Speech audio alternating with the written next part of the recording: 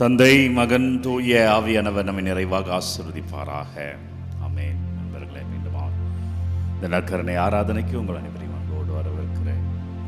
ஆண்டவருடைய ஆசீர்வாதத்தை நிறைவாய் பெறுங்கள் நண்பர்களே.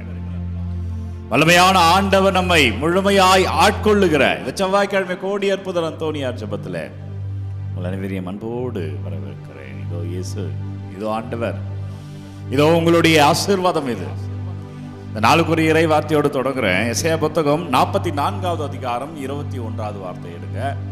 எசேயா புத்தகம் 44:21 ஆண்டவருடைய வார்த்தை இவ்வாறு சொல்கிறது: இஸ்ரவேலே, இவற்றை நீர் நினைவு கொள்வாய்.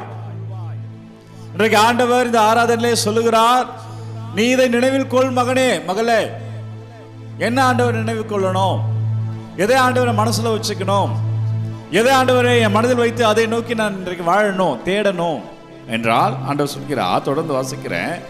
இஸ்ரவேலே, இவற்றை நினைவு கொள்வாய், நீ என் ஊழியன்.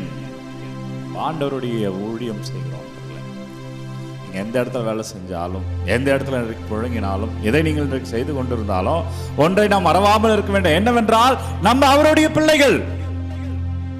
நம்ம இருக்கிற இடத்துல, நாம் வாழ்கிற தலங்களில அவர் நமக்கான ஒரு செய்தி இன்றைக்கு தருகிறார். நீ என் ஊழியன். என் ஊழியன் என்ன அர்த்தம்? நான் சொல்வதை தான் என் ஊழியம் செய்வான். அதுக்கு தான் நான் சம்பளம் கொடுக்குறேன். அதுக்கு தான் அவனை என்னோடு வைத்திருக்கிறேன். அப்போ நீயும் நானும் கடவுளுடைய ஊழியம் என்றால் கடவுள் என்ன சொல்கிறார்? இறைவார்த்தை தொடர்ந்து சொல்ற பாருங்க. நான் உன்னை உருவாக்கினேன், நான் உன்னை மறக்கவே மாட்டேன். ஒரு ஆழமான செய்தியை தருகிறார். நீ என்னை மறந்தாலும் நான் உன்னை மறக்கல, என்றால் நானே உன்னை உருவாக்கினேன். எனவே உன் மனதிலே பதிய வைத்துக்கொள், நீ என் ஊழியன். அப்படின்னா அவர் ஊழியர்கள் எப்படி இருக்கணுமோ நீ அப்படி இருக்கணும். அவர் ஊழியர்கள் எப்படி செயல்படுவார்களோ நீ அப்படி செயல்படணும். அவர் ஊழியர்கள் என்ன செய்வார்களோ அதை நம்ம செய்யணும்னு சொல்லி ஆண்டவர் சொல்லுகிறார். எனவே பெரியமானவர்கள், அப்பா, என் ஊழியனாக, உன்னுடைய மகளாக, உன்னுடைய மகனாக இன்றைக்கு மாற்றுகிறது. நன்றி அப்பா என்று சொல்லுவோம். நன்றி ஆண்டவரே. காலை வேளையில ஆராதிக்கிறோம் ஆண்டவரை, துதிக்கிறோம் அப்பா. நன்றி இயேசுவே.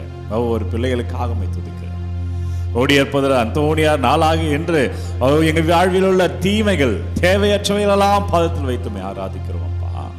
ஆண்டவரே, ஆசீர்வதிங்க ராஜா, வழி நடத்துங்க அப்பா. தகப்பனே, எங்களோடு இருங்க ஆண்டவரே. எனவே பிரியமுள்ள அன்பு இறை உறவுகளே, இன்றைக்கு நற்செய்தியிலே ஆண்டவர் வாழ்க்கையை குறித்து பேசுகிறார். இன்றைக்கு நற்செய்தியோ நற்செய்தி அதிகாரம் 8 இறை வார்த்தை 21 30 வரை உள்ள இறை வார்த்தையில இயேசு வாழ்க்கை குறித்து பேசுகிறார். இன்னும் சில காலம்தான் என்னை பார்ப்பீர்கள், அதன் பிறகு என்னை காண மாட்டீர்கள் என்று சொல்லுகிறார். நான் மேலிலிருந்து வந்தவன் என்று சொல்லுகிறார். நான் தந்தையை அறிந்தவன் என்று சொல்கிறார். எதை குறிக்கிறது என்றால் வாழ்க்கையை குறிக்கிறது. நீங்க வாழ்க்கை எப்படி பார்க்கணும்ன்றது ஒரு கேள்விக்குறிங்க. வாழ்க்கையை நம்ம எப்படி அணுகணும் என்பது கேள்விக்குறி. அப்படி தெரியாத பட்சத்தில் எல்லோரும் செய்வது போல நாமும் செய்துவிட்டு அவரை விட்டு விலகி போய் விடுகிறோம் என்பதனுடைய செய்தி, ஆழ்ந்த செய்தியை இன்றைக்கு இறைவன் தருகிறார். இறைவன் வாழ்க்கை எப்படி பார்த்தார் என்றால், இப்படி பவுல் கலாத்தியருக்கு எழுதிய திருமுகம் 5ஆம் பிரிவில் படி சொல்லுகிறேன். உலகத்தை சாதாரணமாக பார்ப்பவர்கள் உலக சார்ந்த வாழ்க்கையை வாழ்கிறார்கள். உலகத்துக்குரிய காரியங்கள் குறித்து அதிக அக்கறை கொள்கிறார்கள். இன்னைக்கு என்ன சாப்பிட்றது, இன்னைக்கு என்ன செய்வது, பிரச்சனை எப்படி அணுகுவது, இதெல்லாம் உண்மைதான். இதான் வாழ்க்கை அல்லவா? இன்னைக்கு என்ன சாப்பிடணும், என்ன செய்யணும், பிரச்சனை கையாள்வது, இதான் வாழ்க்கை அல்லவா? இது உலக பிரகாரமான வாழ்க்கை. ஆனா அவர் என்ன வார்த்தை சொல்லியிருக்காருன்னா, இன்னைக்கு ஆராதனை தொடக்கத்துல, நீ என்னுடைய ஊழியன். அப்ப நான் ஊழியனா என்ன பண்ணணும் என்றால், ஆண்டவருக்குரிய வாழ்பவர்கள், ஆன்மீகத்தில் இருப்பவர்கள், கிறிஸ்தவர்கள் என்ன செய்யணும்னா, இந்த வாழ்க்கையை நீ எப்படி பார்க்கணும் என்றால், இந்த வாழ்க்கையின் ஆழத்திற்குள் அடியெடுத்து வைப்பது. என் பிரச்சனையை தாண்டி எனக்கு ஒண்ணு இருக்கு. நான் சாப்பிட்ற அனுதின உணவை தாண்டி என்னிடம் ஒண்ணு இருக்கு. அது என்ன ஆண்டவரே என்ற தேடலில் இருப்பது. இரண்டாவது வேற்றுமை தருகிறோம் பாருங்க. இந்த உலகத்திலே வாழ்கிற சாதாரண வாழ்க்கை என்பது வாழ்க்கையை மேலோட்டமாக அணுகுகிறவர்கள். அதாவது இந்த பிரச்சனைக்கு இது தீர்வு, இன்னைக்கு நான் இதை செஞ்சா போதும் என்று மேலோட்டமாய் பார்ப்பது. ஆனால் கிறிஸ்தவர்கள், ஆண்டவருடைய ஊழியன், நீ அவருடைய ஊழியனாய் இருப்பதால் நீ எப்படி வாழ்க்கை அணுக வேண்டும் என்றால், தங்களுக்குள் இருக்கிற கடவுளை கண்டுகொள்பவர்கள். நான் கடவுளை கண்டு கொள்கிறேன் என்பதால் நான் ரொம்ப மகிழ்ச்சியா இருப்பேன், ஆனா பிரச்சனை இல்லாம இருப்பேன் என்பது அல்ல. வாழ்க்கையில எப்பவுமே நிம்மதியா தான் இருக்கும், எல்லா சூழலுக்குமே எனக்கு ஏற்ற சூழலா இருக்கும் என்பது அல்ல. நான் நிம்மதியாக இருப்பேன். ஆனால் ஏற்ற சூழலாக இருக்குமா என்பது தெரியாது. அப்போ எல்லா சூழ்நிலையிலும் எனக்குள்ள கடவுளை பார்ப்பது. யோபு பார்த்தார் அல்லவா? அவர் துன்ப வேளையிலே, பழைய ஏற்பாட்டிலே யோபு துன்ப வேளையிலே கடவுளை பார்த்தார் அல்லவா? மகிழ்ச்சியிலே பார்க்கிறது வேறு, ஆனா துன்ப வேளையிலே இந்த ஆண்டவர் என்னோடு இருக்கிறார் என்று பார்ப்பது வேறு. நமக்குள்ள கடவுளை அணுகுவது. பொதுவா உலகத்தை எப்படி பார்ப்பாங்க? மூன்றாவது வேற்றுமை தருகிறோம் பாருங்க, பாவத்தின் கட்டுப்பாட்டில் வாழ்பவர்கள்.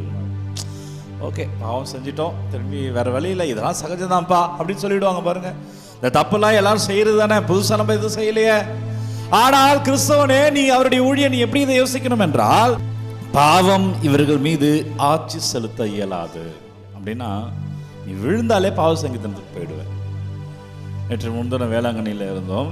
எங்கள் மக்கள் நிறைய பேர் பாவ சங்கீதம் செல்வதை நான் பார்த்தேன். நானும் பாவ சங்கீதம் செய்தேன். எனவே பிரியமானவர்களே, தவறுதான், தவறு விழுந்துடுறோம், பலவீனத்தில் விழுந்துடும். அதை ஆண்டவர் அறிவார். அதே வேளையிலே வா, ஊதாரி மகன் திரும்ப வந்தார்கள், வா என் மகனே மகளே வா, அவனை மன்னிக்கிறேன். ஆனால் உலகை சார்ந்த வாழ்க்கை இது இயல்புதான்ப்பா. என்ன பெரிய தப்பு? தப்பு பண்றதை நியாயப்படுத்துவது, எல்லாரும் செய்யாத நான் செஞ்சிடலன்னு சொல்வது. ஆனால் ஆண்டவருடைய பிள்ளைகளுக்கு ஆண்டவர் சொல்கிறார், நீ என் ஊழியன், எனவே மன்னிப்பு வந்து பெற்றுக்கொள். எனவே வாழ்க்கையை வேறுபடுத்தி காட்டுகிறார் ஆண்டவரே. நான் எனக்குள்ள உங்களை தேடணும் ஆண்டவரே. மேலோட்டமாக எல்லாரும் பார்க்கிற பிரச்சனைகளை பார்த்து விட்டு சொல்வது அல்ல.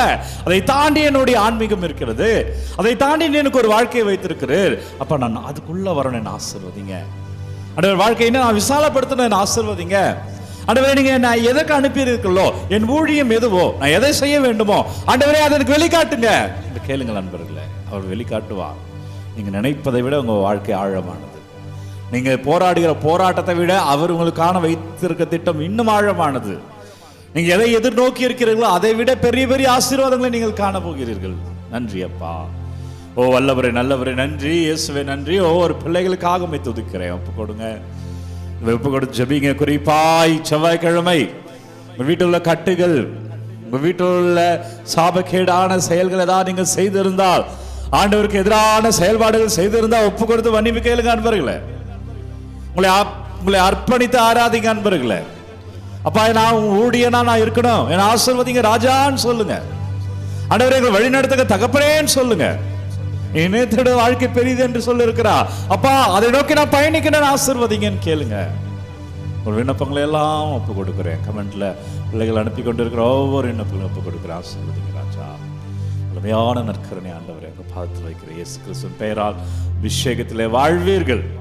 வல்லமையான இறைவன் நண்பர்களே, ஒரு நிறைவா இன்றைக்கு வாழ வைப்பார். ஆண்டவருடைய இயேசு சாமியின் பெயரில், அவர் பெயரிலே கிருபையை அறுவடை செய்வீர்கள். தலைவணங்கி ஆண்டவருடைய ஆசீர்வாதத்தை பெற்றுக்கொள்வோம். எல்லாம் வல்ல இறைவன் நம்மை தந்தை, மகன், தூய ஆவியார் நம்மை நிறைவாக ஆசீர்வதிப்பாராக. இந்த நாளும் இனிய நாளே. அன்பர்களே, ஒவ்வொரு நாளும் விடிய காலை 3 மணிக்கு இந்த ஆராதனை வழங்கி கொண்டிருக்கிறோம். யாருக்கு தேவை நினைக்கிறீங்களோ அவர்களோடு பகிர்ந்து கொள்ளுங்க. உங்கள் விண்ணப்பங்களை கமெண்ட்டில் அனுப்புங்க. உங்களுக்காக நான் தொடர்ந்து ஜெபிக்கிறேன். God bless you. Take care.